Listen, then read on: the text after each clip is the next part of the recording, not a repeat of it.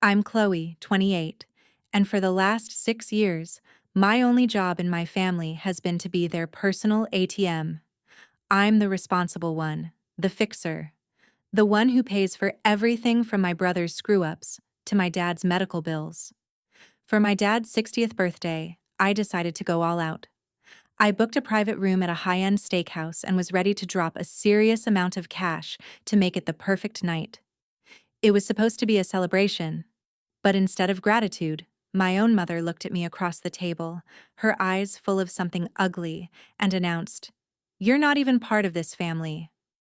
Not even family. The words just hung there, sucking all the air out of the room. But they had no idea I was sitting on a $75,000 secret, and I was about to make them regret they were ever born.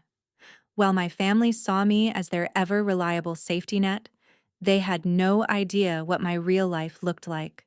My world, my actual world, was miles away from the cramped studio apartment they pictured me in. That world began every morning at 5 a.m. While they were still asleep, I was already up, mainlining coffee, and scanning the pre-market reports from Asia. By the time the sun came up, I was at my desk in a high-rise downtown, surrounded by glass and steel, the city sprawling out beneath me like a circuit board. This place, this was my kingdom. In here, I wasn't just Chloe, the responsible daughter. I was CJ Thompson, the senior analyst who could smell a bad investment from a mile away. My boss, Jennifer, a woman who could make grown men cry with a single raised eyebrow, once told me I had the instincts of a predator. I guess that's what happens when you spend your entire life in survival mode. The conference rooms, the late-night strategy sessions, the adrenaline rush of a closing bell. That was my real family. Numbers didn't lie. Spreadsheets didn't guilt-trip you. The market didn't care about your feelings. It only rewarded results. And I got results. I was the first one in the office and the last one to leave, fueled by an insatiable hunger to prove myself. To prove that I was more than just the family ATM. I was managing a portfolio worth millions, making decisions that could make or break companies. The pressure was immense, but I thrived on it. It was clean. It was logical. It was everything my family life wasn't. Of course, this success came at a cost. A heavy one. My social life was a graveyard. I'd lost count of the number of weddings I'd RSVP'd no to, the number of guys who'd given up after I canceled our third date in a row because of a family emergency. That was my code phrase. It was easier than explaining that my brother Mike had, yet again, maxed out his credit cards on some ridiculous get-rich-quick scheme, and I had to work the weekend to bail him out. My friends eventually stopped calling. Vacations were a fantasy. The idea of spending a week on a beach somewhere, unplugged, it was laughable. Every time I even thought about saving for a trip, my phone would ring. It would be my mom, her voice dripping with that signature passive-aggressive panic. The furnace was broken. My dad's truck needed a new transmission. Mike needed rent money again. And just like that, my vacation fund would be gone. I told myself it was what you do for family. You sacrifice. But deep down, I knew I was sacrificing pieces of myself, one financial crisis at a time. I was living a double life. To my colleagues, I was a rising star. To my family, I was a utility, a line item on their budget. And that brings me to the secret. My ace in the hole. A few months before my dad's birthday, I closed the biggest deal of my career. It was a high-risk, high-reward play that everyone else was too scared to touch. But I saw the pattern. I trusted my gut. And it paid off. Big time. My year-end bonus wasn't just good, it was life-changing. $75,000. I remember seeing the number in my bank account and just staring at it. For a full 10 minutes, I just stared, and I didn't breathe. That money represented more than just a successful trade. It was freedom. It was a ticket out. But I didn't tell a soul. Not my parents, not my brother, not even my closest friend. I quietly opened a separate high-yield investment account with a firm my family had never even heard of, and I transferred the entire amount there. It sat there, silently growing, my secret weapon. They had absolutely no idea. Their image of me was frozen in time. They still saw me as the broke college student who worked at the diner, the girl struggling to make rent in a tiny studio apartment. And I let them. I let them believe I was just getting by, that every dollar I sent them was a genuine sacrifice, scraped from the bottom of the barrel. It was better that way. It kept their expectations manageable, and it gave me an advantage they never saw coming. That 75 grand wasn't just money. It was power. It was the proof that I had built a life entirely separate from them. A life they couldn't touch. A life they couldn't drain. And as I sat at that birthday dinner, listening to their casual insults and entitled demands, I held onto that secret like a shield. They thought they had me backed into a corner. They thought I needed them for a sense of belonging. They were about to find out just how wrong they were. The whole thing started about a month before my dad's birthday. The phone calls. They became weird. It was my mom, Susan, mostly. Usually, her calls had a predictable rhythm. A few minutes of small talk, then the pivot to the latest financial fire she needed me to put out. But these calls were different.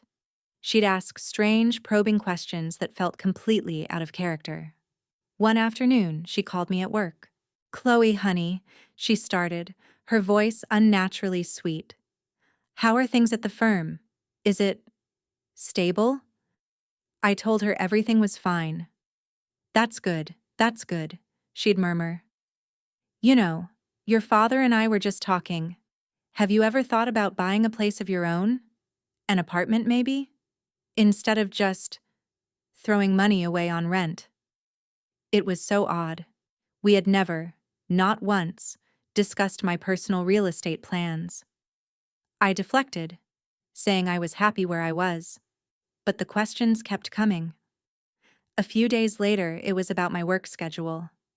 "Do you travel much for work, honey? Are you in town most weekends?" It felt less like a mother's curiosity and more like reconnaissance, like she was mapping out my life. Then my brother, Mike, started acting strangely. Mike and I didn't really talk unless he needed money. Our conversations were purely transactional. But suddenly, he was calling me, trying to make small talk. He'd ask about my job with a fake forced interest. "So, landing any big deals, sis?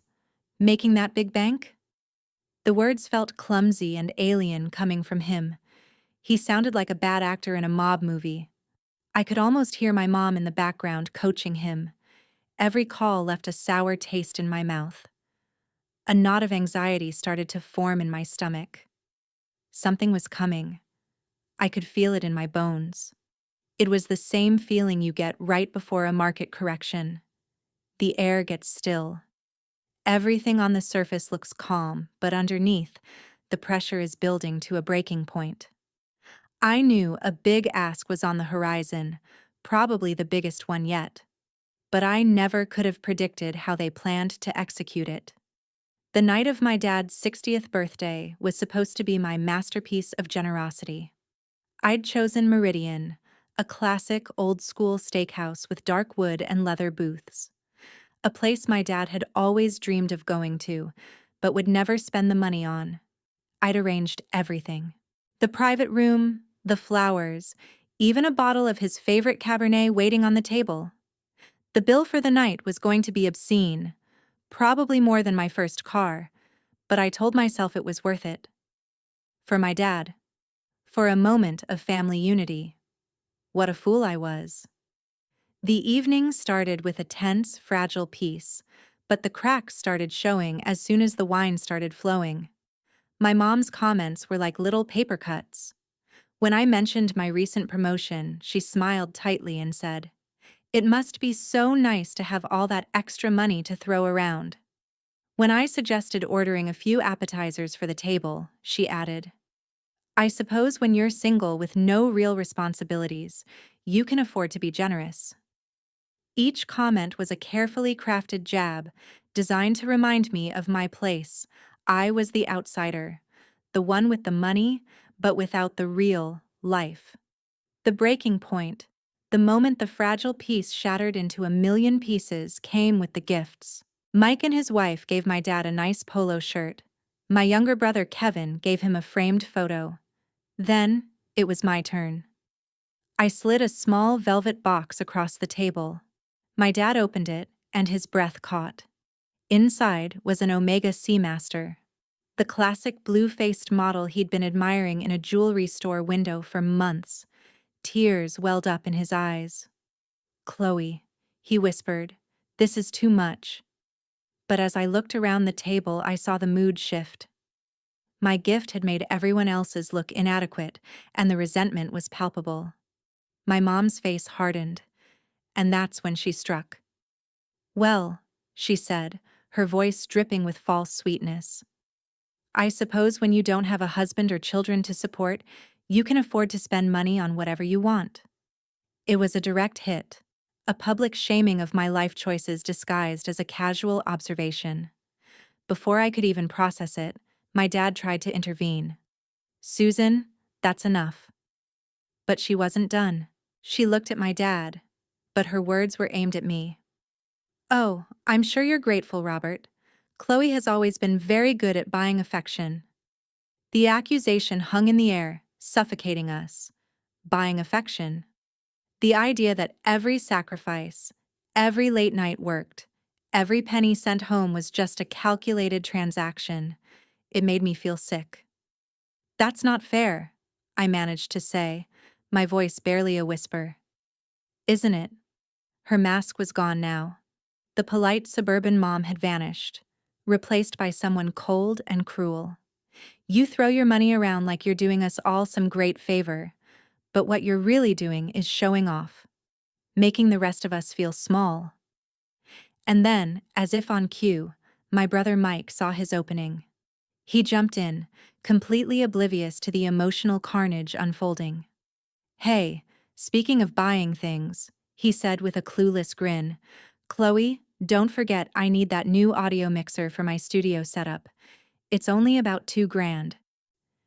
He said it so casually, like he was reminding me to pick up milk. $2,000.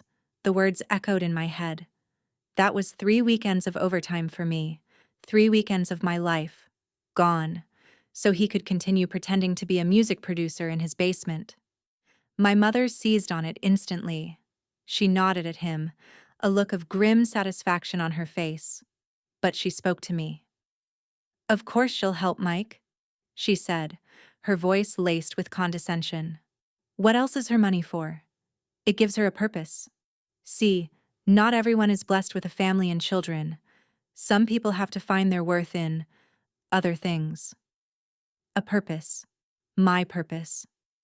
She had just defined my entire existence. I wasn't her daughter. I wasn't a sister. I was a resource. A walking, talking bank account whose sole purpose was to fund their lives. I looked around the table. My brother Tom was nodding along. My dad was staring at his plate. A portrait of weak, useless silence. This wasn't just an insult anymore. This was their deeply held belief. This was who I was to them. The rage that had been simmering under the surface for years began to boil. I have never, I said, my voice shaking with a fury I didn't know I possessed, ever made anyone feel small. I just wanted to help. Help, she sneered, the word tasting like poison in her mouth. She took another sip of wine, her eyes glittering with malice. She was past the point of no return. You know what I think, Chloe? I think you use money to control people, to make yourself feel important because you have nothing else. She leaned forward, the elegant restaurant fading into a blur around her venomous whisper. You sit there in your expensive clothes, with your fancy job, thinking it makes you special. She let out a short, cruel laugh. But you know what? You're not even part of this family. And that was it. That was the moment. The final betrayal. After years of sacrifice, of putting their needs before my own, of literally paying for the roof over their heads and the food on their table, I wasn't even family. That single sentence severed the last thread of hope I had. It was a declaration of war. And at this point, I don't even know what word to use for how I felt. If you're feeling as disgusted as I am right now, help me out and drop one word in the comments to describe what this family just did. Because as I sat there, a cold, calm clarity washed over me. The hurt was gone, replaced by something much harder, something much more dangerous. They thought they had finally broken me, but instead, they had just armed me. In the moments after my mother's words landed, something inside me shifted. Permanently. The crushing weight of hurt, the desperate need for approval that had defined my entire life. It just evaporated. It was replaced by a silence so profound, so absolute, it was almost peaceful.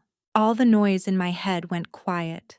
The endless loop of self-doubt, the constant calculation of what I needed to do to finally earn their love, it was just gone. In its place was a single, cold, hard thought. That's it. It's over. They will never change. There is nothing left here to save. It wasn't a sad thought. It wasn't an angry thought. It was just a fact. Like acknowledging the sky is blue or that water is wet. The emotional part of my brain had shut down, and the analyst, the cold, calculating strategist I was at work, had taken complete control. I didn't cry. I didn't scream. I looked at my mother's triumphant face, my brother's smug smirk, and my father's pathetic, downcast eyes, and I felt nothing but a distant clinical pity. They were trapped in a cage of their own making, and I had just been handed the key to my own. With a calmness that seemed to terrify them more than any outburst would have, I picked up my wine glass. "Perfect," I said, my voice steady and clear. "Then don't ask me for any more money." The shock on their faces was immediate, but I wasn't finished. I kept my gaze locked on my mother.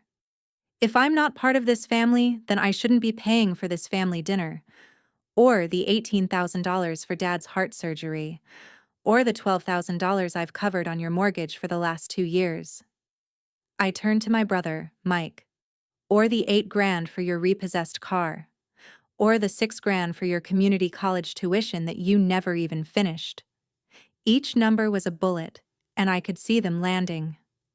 I stood up, pulled out enough cash to cover my meal and a generous tip, and placed it on the table. "I hope you all figure out how to pay for your dinner," I said to the room at large, "and I hope you figure out how to pay for everything else too." Then, without another word, I walked out. The drive home was quiet. My phone started blowing up before I even got on the highway. My dad, my mom, Mike. I ignored them all. As soon as I was in my car, safe, I pulled over. My hands were shaking, but not from sadness. It was adrenaline. I opened my phone, went to my contacts, and found my mother's name. Block. Then I found Mike's. Block. It was a simple digital act, but it felt like slamming a steel door shut on a lifetime of toxicity. When I walked back into my small studio apartment, it didn't feel small anymore. It felt safe. It felt like mine. I didn't waste any time. I opened my laptop, the glow of the screen illuminating the new, determined set on my face. First, I logged into my primary bank account. I found the recurring monthly transfer to my parents' account. For the mortgage, 6 years, 72 payments. I clicked Cancel Recurring Payment. A pop-up asked, "Are you sure?" I've never been more sure of anything in my life. I clicked Confirm. Next, I went through all my saved payees. My mom's credit card, deleted. Mike's Venmo, deleted. My dad's utility account, deleted. Every financial artery that connected me to them, I systematically severed. It was like performing surgery on my own life, cutting away the diseased tissue. For 3 days, I lived in a blissful, silent bubble. No desperate calls, no manipulative texts, just peace. I slept for 10 hours straight for the first time in years.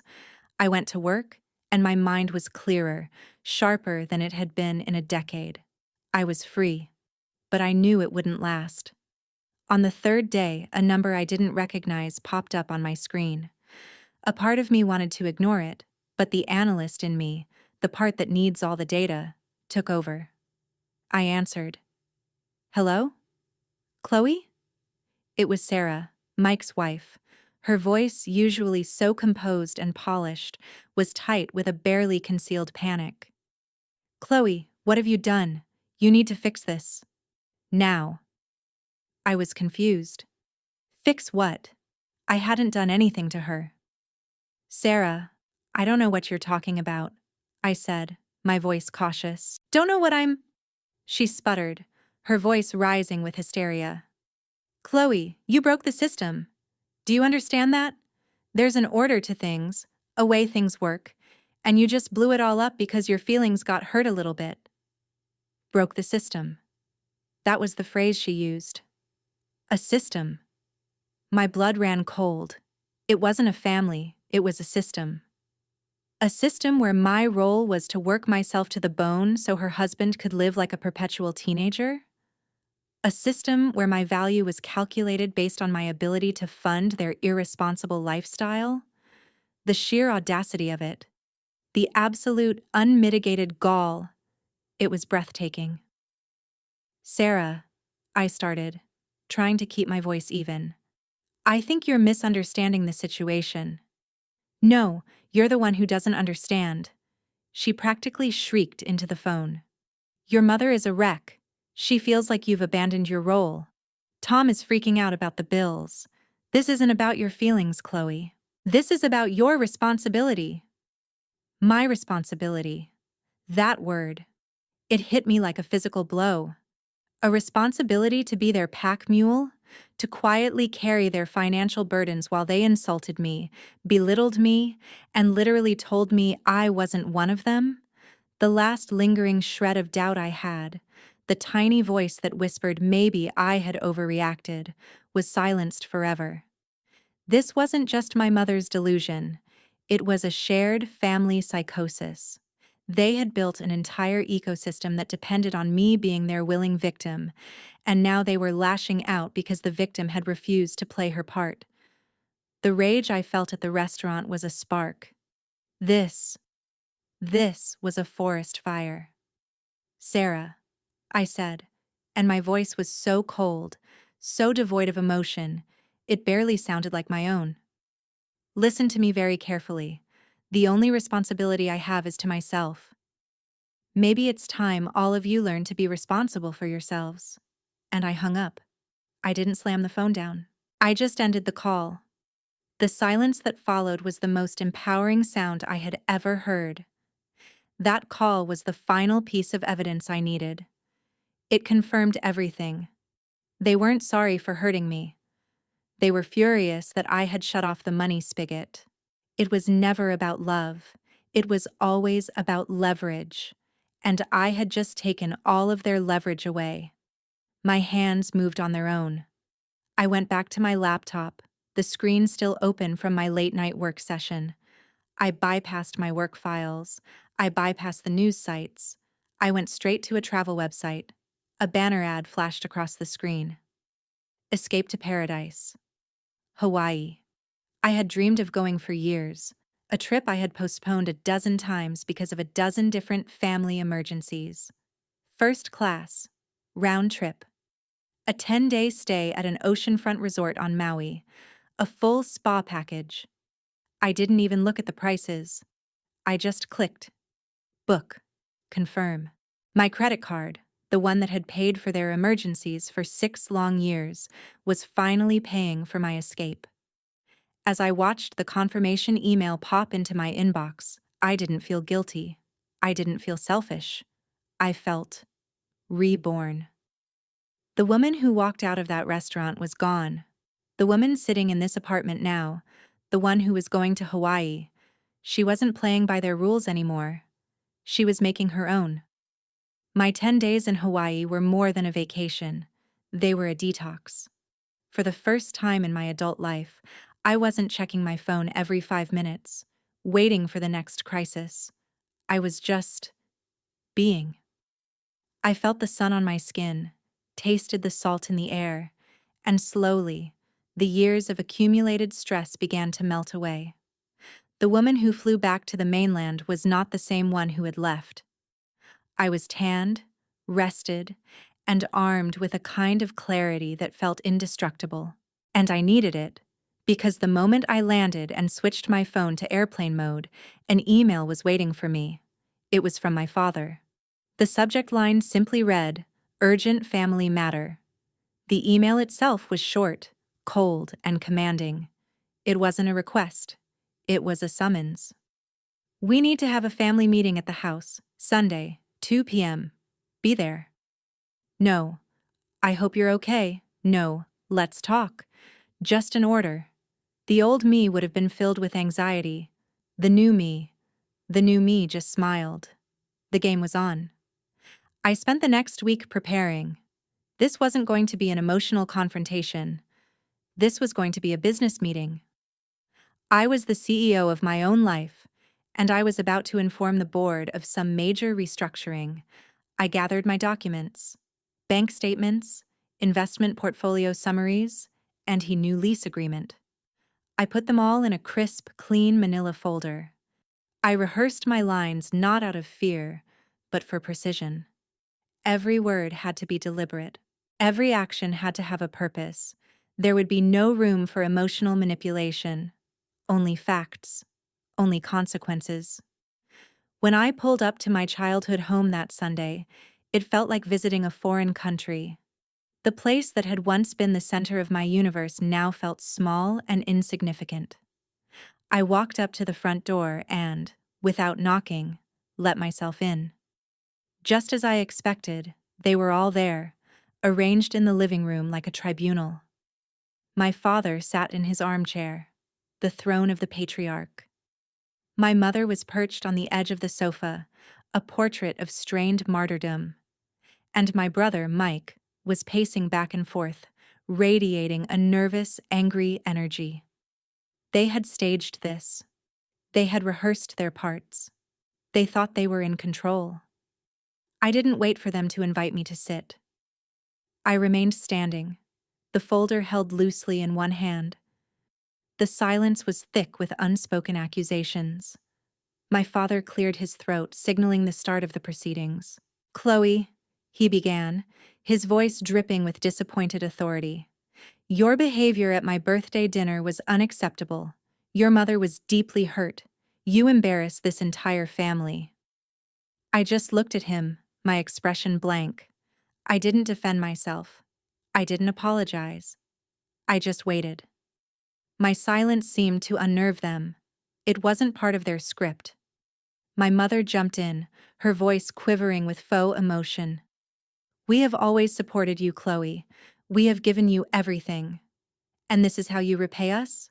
By abandoning us in our time of need? Given me everything." The irony was so thick I could have choked on it. I still said nothing. I let her words hang in the air, exposing their own absurdity. This was their strategy, a coordinated guilt trip, designed to break me down and force me back into my designated role. Finally, it was Mike's turn. He stopped pacing and stood in front of me, trying to use his physical presence to intimidate me. "Look," he said, trying to sound reasonable but failing miserably. "What's done is done. We're all willing to move past this. If you are." He paused for dramatic effect. "We have a problem, Chloe. A serious one. And you're the only one who can fix it." I could see it coming. The real reason for this little intervention. My father leaned forward. "Your brother made a poor business decision. He's in some trouble. He owes some people money." my mother clarified, as if that made it any better. A lot of money, Mike finally admitted, refusing to look me in the eye. $25,000. 25,000. The number just hung there. So this was it. This was the big ask I had been sensing for weeks. All the weird phone calls, the fake interest in my life. It all led to this. They needed a bailout. A big one. My father delivered the closing argument. "We have discussed it," he said, as if he were a judge delivering a verdict. "And we have decided on a way for you to make amends for your behavior and help your family at the same time." He looked at me, his expression stern, expecting my immediate compliance. "You will provide Mike with the $25,000 he needs. We will consider it your apology to this family." My apologies. Paying off my brother's massive debt was supposed to be my apology for being insulted, belittled, and disowned. The sheer, unadulterated arrogance of it was almost impressive. They hadn't learned a single thing. They still saw me as a function, not a person, an asset to be leveraged. They truly believed, after everything that had happened, that they could command me to fix their problems. They were about to learn a very hard lesson in supply and demand. I let the silence stretch for a long, uncomfortable moment. I watched the confidence on their faces begin to curdle into confusion. They had expected tears, arguments, or at the very least, a reluctant submission. They were not prepared for the calm, almost bored expression on my face. Slowly, deliberately, I walked over to the coffee table and placed the manila folder on its surface. "What's that?" my mother asked, her voice sharp with suspicion. I didn't answer her. I looked at my dad, then at my brother, and then back at my mom. "You're right about one thing," I said, my voice even and cool. "There is a problem here, but it's not Mike's debt." I tapped the folder with one finger. "You want to know what I've been doing this past week, while you were planning this little ambush?" I opened the folder. I took out the first document and slid it across the table toward them. "This," I said, "is a statement from my private investment account." My mother picked it up, her eyes scanning the page. I watched her pupils dilate as she saw the number at the bottom. The number with all the zeros after it. "The account I opened with my $75,000 bonus," I added casually. "The one you knew nothing about." My father snatched the paper from her hand, his face turning pale. Mike leaned over his shoulder, his mouth hanging open. The confident, intimidating postures were gone, replaced by slack-jawed disbelief. But I wasn't done. I reached back into the folder and pulled out the second document. I slid it on top of the first. "And this," I said, "is a signed copy of the lease for my new apartment." I let that sink in. "A 2-bedroom penthouse downtown. I'll move in next month." I paused, letting the full weight of my words land. Then I delivered the final, fatal blow.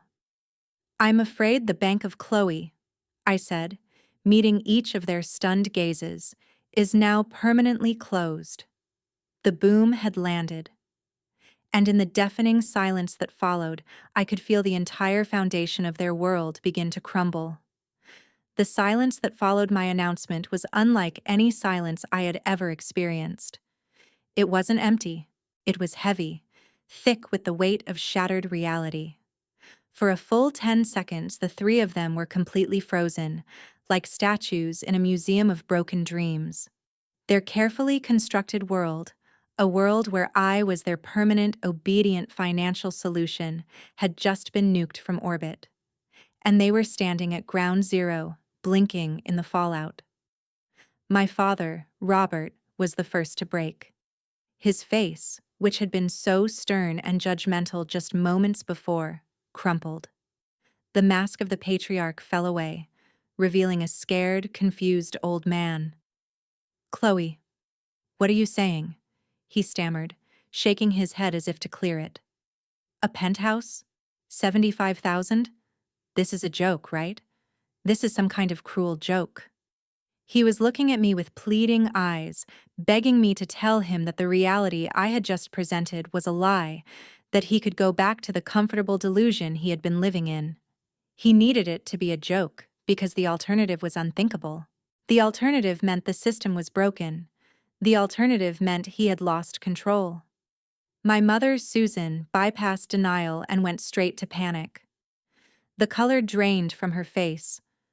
Her mind, always so quick to calculate social standing and financial implications, was racing. I could almost see the gears turning. No, 25,000 for Mike. No more mortgage help. No more safety net. The carefully curated image of their comfortable, successful family was about to go up in flames, and she was holding the empty fire extinguisher. "You can't be serious," she whispered, her voice a high, thin wire of desperation. "Robert, she can't be serious. What about Mike? What about his situation?" Her concern wasn't for me or the years of my life I had sacrificed. It was for the immediate, inconvenient problem that I was no longer going to solve. But Mike's reaction was pure, undiluted rage. The shock on his face curdled into a dark, ugly snarl. He had been so confident, so sure that he could walk in here, present his problem, and have me write a check like I always did. My refusal wasn't just a no. It was a profound personal rejection of his entire worldview, a world where he was the golden boy who always got what he wanted. You liar," he spat, pointing a trembling finger at me. "You've had this money all along? You've been hiding it from us while we were struggling?" The hypocrisy was staggering. I had struggled to pay for his struggles. My hard work had been the source of his comfort, and now he was framing my financial prudence as a betrayal. I didn't give them the satisfaction of a response. I had delivered the payload. My mission was complete. I turned calmly and began to walk toward the front door. And that's when the chaos erupted. "Oh no, you don't!" Mike roared, lunging forward and grabbing my arm. His grip was surprisingly strong. "You are not walking out of here. You are not going to destroy this family." "Let go of me, Mike," I said, my voice dangerously quiet. My mother started to cry then. Not the quiet, dignified tears of a grieving mother, but the loud, performative sobs of a master manipulator.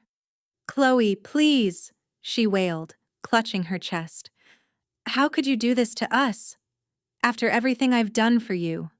I sacrificed my life for children. Is this how you thank me?" Her sacrifice.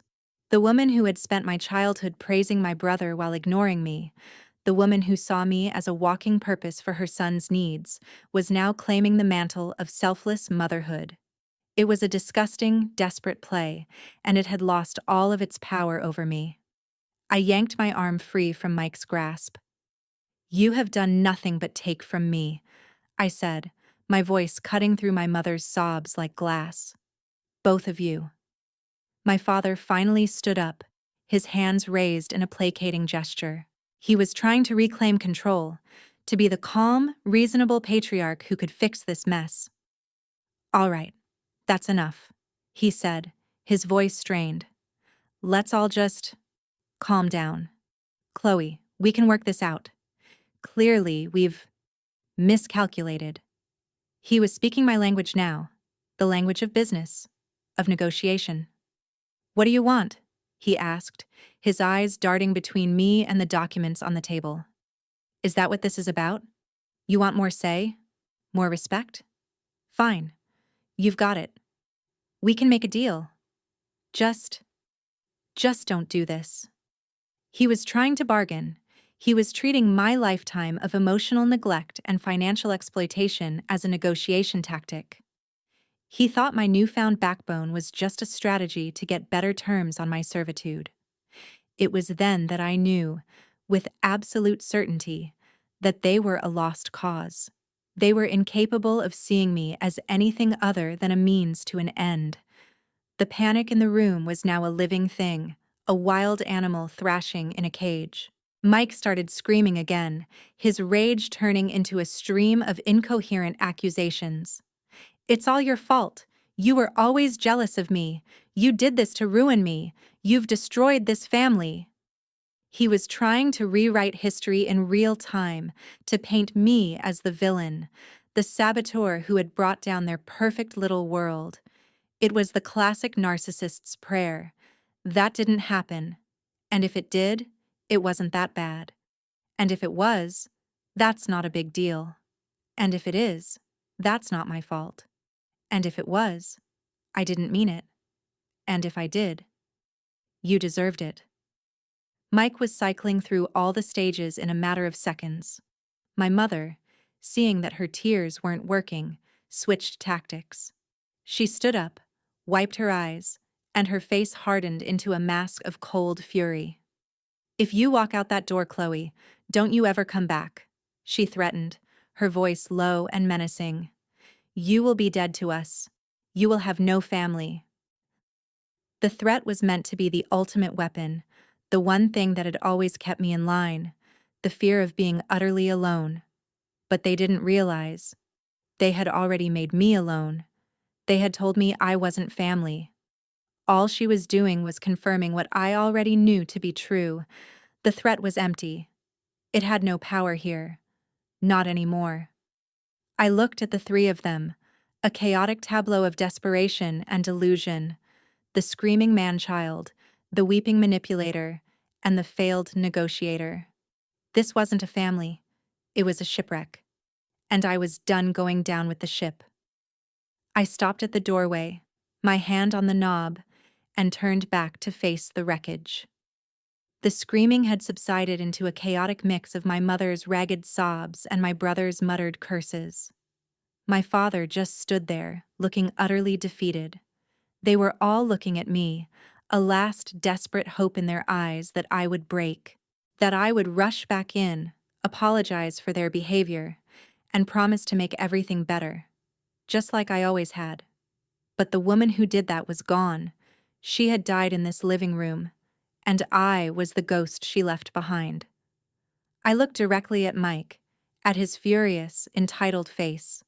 "Let me be clear," I said, and my voice was calm, measured, and absolute. "I am not destroying this family.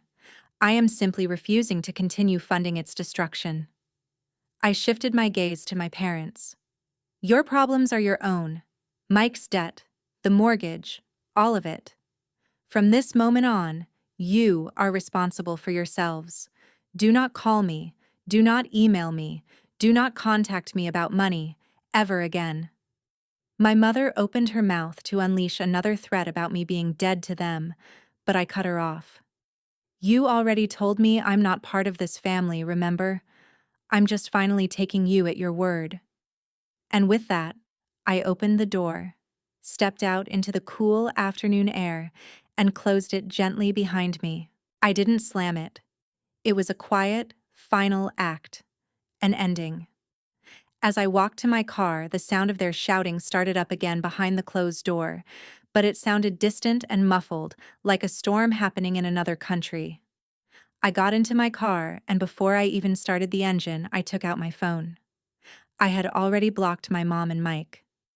Now it was my dad's turn. I found his name, the name that used to represent safety and strength to me, and I pressed the button. Block.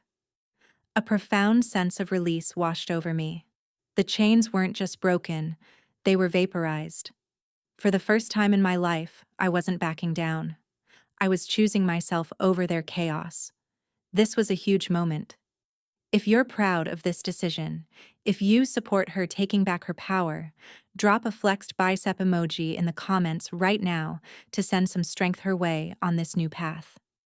Because she was going to need it to rebuild her life from the ground up. That night, the silence in my apartment felt different. It wasn't the silence of loneliness, it was the silence of peace. But as the adrenaline of the confrontation wore off, a deep, bone-weary exhaustion set in. The weight of what I had just done, severing ties with the only family I had ever known, began to settle on me. I was standing on my own 2 feet, completely and utterly alone, and it was terrifying. Just as that wave of fear was about to pull me under, my phone buzzed. It wasn't a blocked number, it was my friend, David. The text was simple. Pizza and beer? My treat. I almost said no. I wanted to crawl into bed and shut out the world. But another part of me, a part that was tired of being alone, texted back, yes, please. An hour later, David was at my door, holding 2 large pizzas and a 6-pack of my favorite IPA. David and I had been friends since college. He was a graphic designer, a calm, creative soul who was the complete opposite of my chaotic family. He knew the general story of my family's dependence on me, but I had never told him the full, ugly truth. That night, I did. Sitting on the floor of my studio apartment, surrounded by pizza boxes, I told him everything. The years of sacrifice, the constant gaslighting, the birthday dinner, and the final, brutal confrontation that afternoon. I laid it all out, every painful detail. And he just listened. He didn't interrupt. He didn't offer advice or tell me what I should have done. He just sat there, his expression unwavering, and gave me the one thing I had been starved for my entire life: validation. When I finally finished, my voice hoarse, he didn't say, "I told you so," or "They sound like monsters." He just looked at me and said, "I'm here for you, Chloe, whatever you need." And in that moment, I understood the difference between the family you are born into and the family you choose. Blood means nothing if it's toxic. True family is the people who show up with pizza when your world has fallen apart. The next day at work was tough. I felt hollowed out, like I was moving through a fog. I was sitting at my desk, staring blankly at a spreadsheet, when I got an email from my boss, Jennifer. "Can you pop into my office for a minute?" My stomach dropped. I was sure someone had called her, that the family drama had somehow spilled over into my professional life. I walked into her office, bracing for the worst. Jennifer was a no-nonsense woman in her 50s, sharp as a tack, and notoriously private. She motioned for me to close the door and sit down. "Chloe," she began, her tone serious, "I'm not going to pretend I don't know that things are complicated for you personally right now."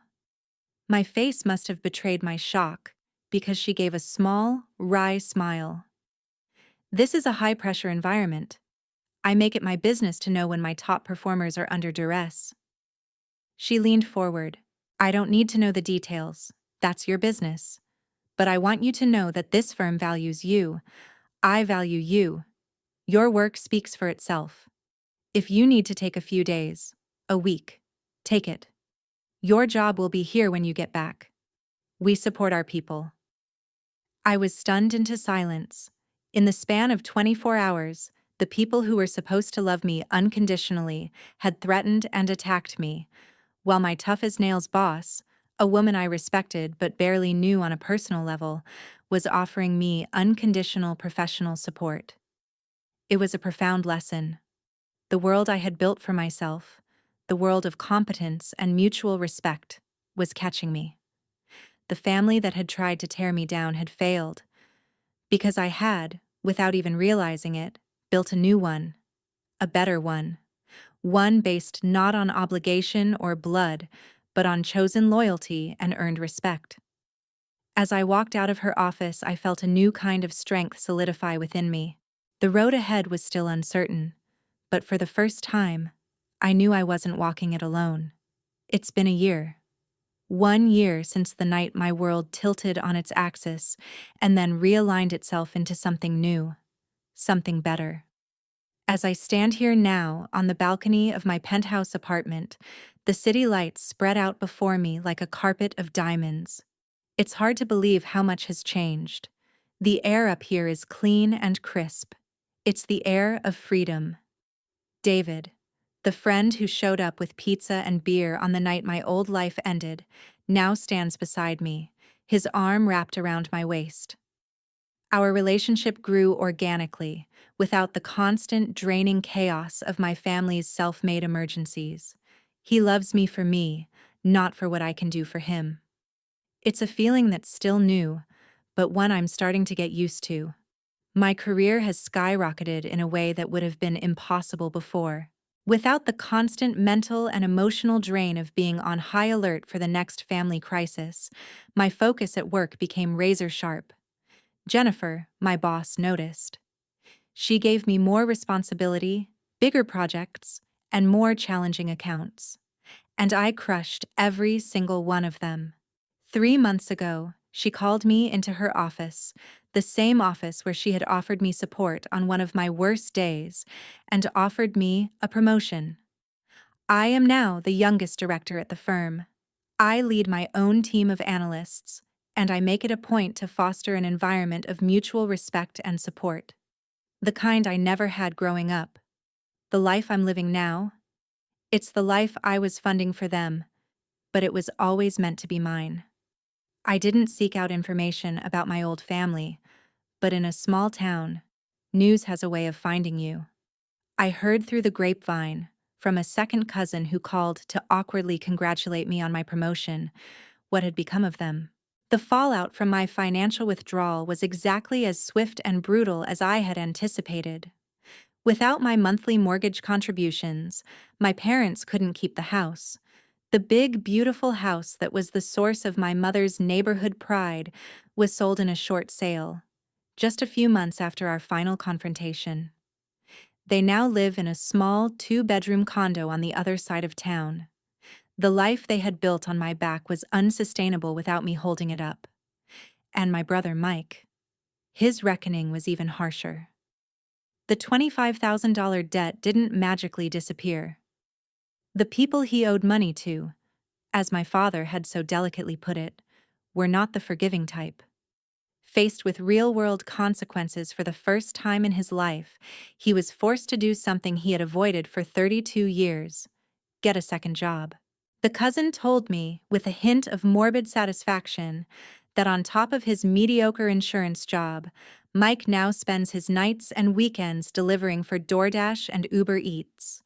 The golden boy, the high school football star, was now hustling to pay off debts he had incurred while living a life subsidized by the sister he so openly disdained. There's a certain grim poetry in that. I don't take pleasure in their struggle, but I also don't feel an ounce of guilt. Their new reality is not a punishment I inflicted. It is the natural consequence of their own choices, a lesson they were long overdue to learn. Life moved on. Months passed, filled with hard work, a burgeoning new love, and a profound, grounding sense of peace. I had accepted that my old family was a closed chapter in my life. Then, about a month ago, a letter arrived. It was a simple, white envelope, addressed to me in handwriting I recognized immediately as my brother's. My first instinct was to throw it away, unopened. But curiosity, or perhaps a need for final closure, got the better of me. I let it sit on my kitchen counter for 3 days, a silent testament to a life I had left behind. When I finally opened it, the words inside were not what I expected. There was no blame. There were no demands. No hidden pleas for money. It was just an apology. 5 pages, front and back, written in a shaky, almost childlike script. He wrote about growing up in my shadow. Not the shadow of my success, but the shadow of my competence. He admitted that he had always been jealous of how easily I seemed to navigate the world, a world that he, despite all the advantages he was given, had always found baffling and difficult. He wrote that taking my money was easier than facing his own failures. He acknowledged the cruelty of his words at the restaurant and the deep-seated entitlement that had fueled them. He didn't make excuses. He just owned it. The letter ended with a sentence that struck me more than all the others. I don't expect you to forgive me, and I'm not asking you to forget. I just hope that one day I can become a man you don't have to be ashamed to call your brother. I must have read that letter a dozen times. The anger I had held onto for so long began to dissolve, replaced by a quiet, somber understanding. It didn't fix what was broken. It didn't erase the years of hurt. But it was real. After a week of thinking, I took out my phone and unblocked his number for the first time in a year. I sent him a single, short text message. "Thank you for the letter. I wish you all the best." He replied almost instantly with a simple, "Thank you." And that was it. The relationship we had is gone forever. It can never be rebuilt. But maybe, just maybe, something new can be built in its place. Something healthier. Something based on honesty and mutual respect, with boundaries of steel. It will be on my terms. Always. Looking back on this insane, painful, and ultimately liberating journey, I realize the most important lessons came after the storm. I learned that sometimes the kindest thing you can do for the people you love is to let them hit rock bottom. You cannot be their safety net forever, because sometimes that net is what's preventing them from learning how to fly. Or, at the very least, how to land on their own 2 feet. I learned that your self-worth isn't a commodity to be bought or sold. It's forged in the fires of the boundaries you dare to defend. And I learned that the word family has nothing to do with shared DNA. It's about shared values. It's about the people who choose to show up, who lift you, and who respect you enough to let you be exactly who you are. The family you choose is always more powerful than the family you are assigned. This path was not easy. It was the hardest thing I have ever had to do. But it led me here, to a life of peace, success, and genuine love. It led me back to myself. And now, I want to hear from you.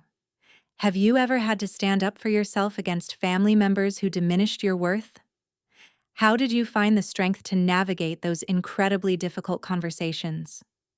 Share your experience in the comments below. Let's make this a space where we can all learn from and empower each other.